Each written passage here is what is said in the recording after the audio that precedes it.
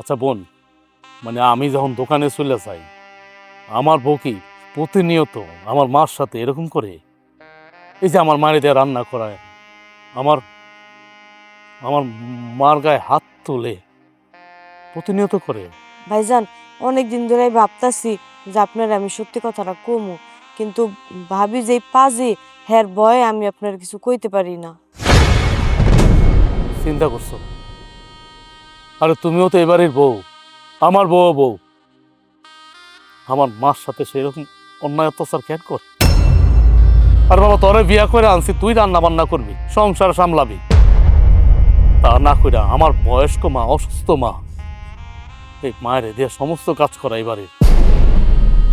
তারপর আবার ওর কত বড় সাহস, ও আমার মার গায়ে হাত তোলে। আমি নিজের চোখে যে দেখছি না, বিশ্বাস করো বোন, আমার তখন ইচ্ছা করতেছিল কি জানো, আমি ওর খুন করে ফেলাই আমার বউরে। আমার পায়ের রক্ত মাথায় উঠে গেছে, কিন্তু আমি অনেক কষ্ট, অনেক ধৈর্য সহ্য করে রয়েছি। ভাইজান, ভাবি তো আমাকে সংসার আলাদা করে দিছে, এর লিগে আমি ভয়ে কিছু কইতে পারি না। কিন্তু আমি আম্মার অনেক বুঝাইছি যে আম্মা, আপনি কি লিগে হ্যার অত্যাচার সহ্য করতেছেন? আপনি ভাইজানরে সব সত্যি কথা কয়ে দিলেই তো পারেন। ভাইজান ভাবির যদি কিছু কয় তাহলে তো আর আপনার লোক এরকম করবো না। কিন্তু আম্মাই কয় আমি মুরব্বী মানুষ, 2 দিন পর মইরা যাবো, আমি চাই না আমি জীবিত থাকতে সংসারে কোনো ঝামেলা হোক।